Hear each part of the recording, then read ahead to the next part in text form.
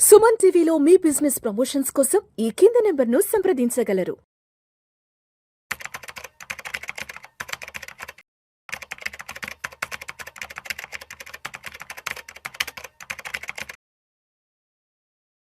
Hello అండి, నా పేరు హర్ష.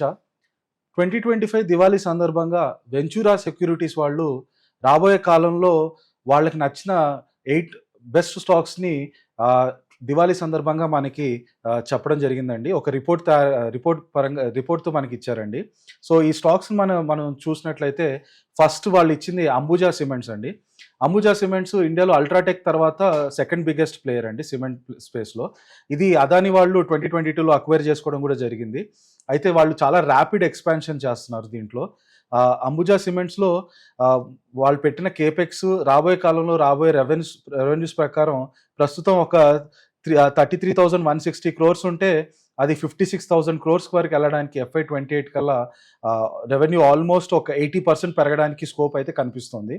అదేవిధంగా ఇంత ఫాస్ట్ స్కేల్లో పెరగడం వల్ల మీ ఆపరేటింగ్ లెవరేజ్ క్రిక్కిన్ అవుతుందండి. అప్పుడు మీరు చూస్తే ఎబిటా పర్సెంటేజ్ స్టార్టింగ్లో 19% ఉన్న 28 ఎస్టిమేట్స్కి ఆల్మోస్ట్ 26%. అంటే ఎబిటాలోనే ఒక 7% రైజ్ అయితే అంబుజా సిమెంట్స్లో కనిపిస్తుందని వెంచురా వాళ్ళు అంటున్నారు. సో మీకు సేల్స్ జస్ట్ ఒక 33 నుంచి 56 పెరిగినప్పటికీ మీ ప్రాఫిట్స్ మాత్రం చాలా దానికంటే ఎక్కువ స్కేల్లో పెరగడానికి ఆస్కారం ఉందని Ambuja cements current price around 570 దగ్గర నుంచి దగ్గరగా ఒక 800 వరకు వెళ్తుందని, అప్సైడ్ పొటెన్షియల్ దాదాపుగా 40% ఉంది ఈ స్టాక్లో అనేది వెంచురా వాళ్ళ అభిప్రాయం. రెండో స్టాక్ వాళ్ళు రికమెండ్ చేసింది రాయల్ ఆర్చిడ్ హోటల్స్ అండి. రాయల్ ఆర్కిడ్లో మనం చూసినట్లయితే వాళ్ళ గ్రోత్ ప్లాన్స్ చాలా వాస్ట్గా ఉందండి. విజన్ 2030 అని వాళ్ళ ఓన్ ప్లాన్ ప్రకారం ప్రస్తుతం ఉన్న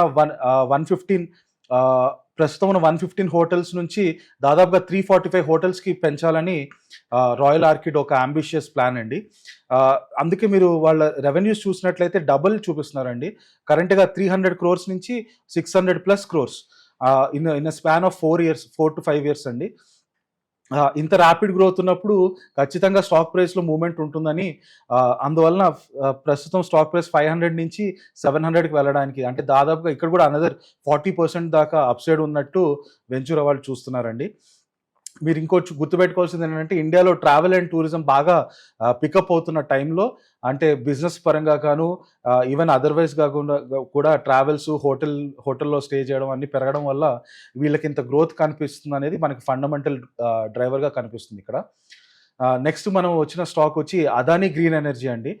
రెన్యూబుల్ ఎనర్జీ అనేది రాబోయే కాలంలో బిగ్గెస్ట్ పవర్ సెక్టర్లో బిగ్గెస్ట్ రిఫార్మ్గా మనకి ఎలాగో తెలిసిందే. అయితే ఈ అదాని గ్రీన్ ఎనర్జీ ప్రస్తుతం 15.8 గిగావాట్స్ మైల్ స్టోన్ దగ్గర ఉన్నారండి. అక్కడి నుంచి వీళ్ళు 30 గిగావాట్స్, అదేవిధంగా 50 గిగావాట్స్ వెళ్ళడానికి కూడా ఫ్యూచర్ ప్లాన్స్ ఉన్నాయండి. ఇంత హ్యూజ్ ప్లాన్స్ ఉన్నప్పుడు స్టాక్ ప్రైస్ 1000 నుంచి 2142, అంటే ఆల్మోస్ట్ డబుల్ చూపిస్తున్నారండి. 100% అప్సైడ్ ఉన్నట్టు వెంచురా వాళ్ళు ఈ స్టాక్లో అదాని గ్రీన్ ఎనర్జీలో చూపిస్తున్నారు. మీరు వాళ్ళు ఇచ్చిన ప్రొజెక్షన్స్ కూడా చూస్తే రెవెన్యూస్ 9,000 crores నుంచి ఆల్మోస్ట్ 3 times ఇన్ 5 years అండి, 25,700 crores. ఇంత ర్యాపిడ్ రెవెన్యూకి మీరు ఎబిటా కూడా చూస్తే 80% దగ్గర ఉన్న ఎబిటా పెద్ద చేంజెస్ ఏం లేవు. 80% దగ్గర ఎబిటా ఉన్నప్పటికీ రెవెన్యూలో 3 times అవడం వల్ల మీ ప్రాఫిట్స్ కూడా ఆల్మోస్ట్ మినిమం 3 times పెరగడానికి స్కోప్ ఉంది. అందువల్లే వీళ్ళు స్టాక్ ప్రైస్లో మినిమం 100%, అంటే స్టాక్ ప్రైస్ డబుల్ అవడానికి మినిమం ఆస్కారం ఉందనేది వెంచురా వాళ్ళ అభిప్రాయం. నెక్స్ట్ మనం వచ్చే కంపెనీ పేటిఎం అండి, 197 కమ్యూనికేషన్స్. మీరు పేటిఎం గత 2-3 ఏళ్ళుగా చూస్తే చాలా ఇబ్బందులు పడ్డారండి. ఆర్బీఐ కొత్త అకౌంట్స్ ఓపెన్ చేయకుండా చాలా రెస్ట్రిక్షన్స్ తీసుకొచ్చారు. రీసెంట్గా Q1 FY26లో for the first time ever Paytm EBITDA ప్రాఫిట్స్లోకి వచ్చింది. ఎలాంటి అడ్జస్ట్మెంట్స్ లేకుండా pure plain EBITDA operational profits first time report చేసిందండి. అది చాలా క్లియర్ సిగ్నల్ అండి. పేటిఎం చాలా బ్యాడ్ ఫేజ్, లాస్ట్ 2 yearsలో పడిన కష్టాల నుంచి బయటకు వచ్చారు. ఇక్కడ నుంచి డీసెంట్ ఎనఫ్ ప్రాఫిట్ ఫేజ్లోకి వెళ్తున్నారు అనేది చాలా క్లియర్ సిగ్నల్ కనిపిస్తుంది.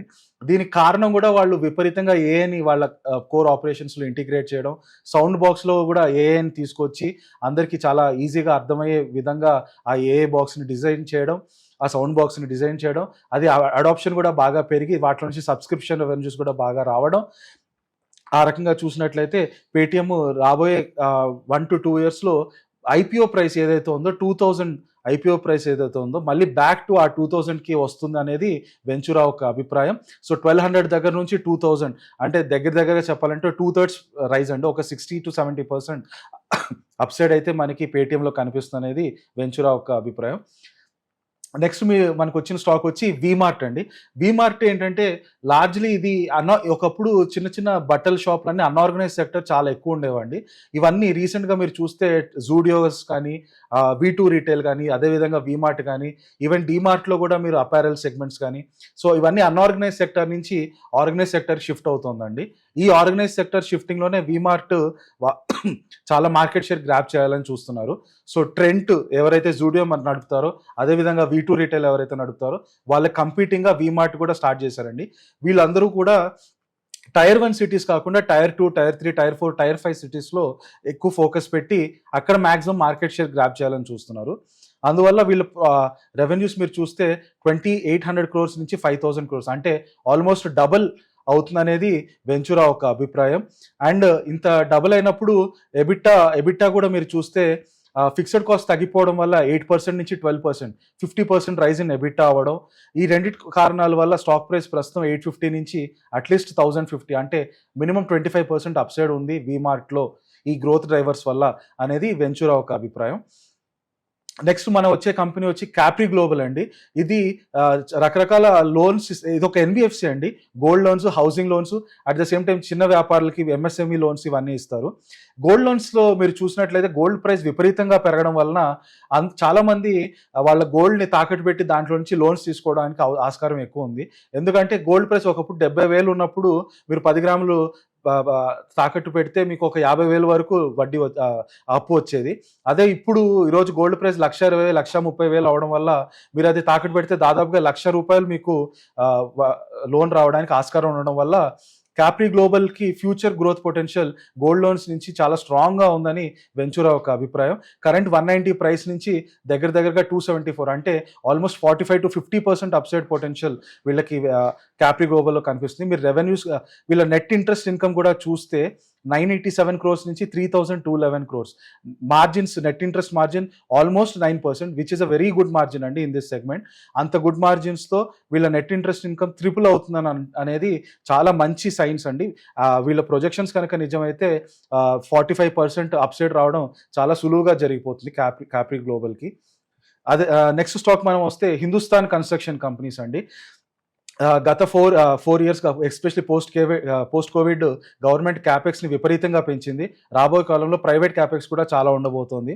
సో ఇన్ ఫ్యూచర్ మీరు చూసినట్లయితే ఈపీసీ కంపెనీస్ ఎవరైతే ఉంటారో, అంటే ఒక పెద్ద ఇన్ఫ్రాస్ట్రక్చర్ ప్రాజెక్ట్లో ఒక చిన్న పార్ట్ని వీళ్ళు తీసుకొని అది కంప్లీట్గా కట్టి దాన్ని ఆ పెద్ద ప్రాజెక్టులు ఎవరైతే నడుపుతున్నారో వాళ్ళకి అమ్మేస్తారండి. ఇది ఈపీసీ వాళ్ళ గేము. ఈపీసీ ప్రాజెక్ట్స్కి చాలా మంచి స్కోప్ ఉందండి రాబోయే 5-10 ఇయర్స్లో.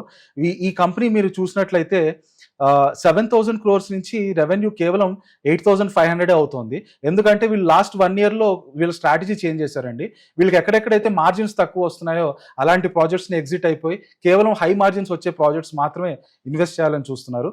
అందువల్ల వీళ్ళు 7,000 crores రెవెన్యూ FY26కి జస్ట్ 5,000 crores తగ్గిపోతుంది. అక్కడి నుంచి మళ్ళీ ఎప్పుడైతే ఈ మార్జిన్స్ స్టేబుల్ అవుతున్నాయో, మార్జిన్స్ మీరు ఇక్కడ చూస్తే 10% నుంచి 14% పెరిగాయి.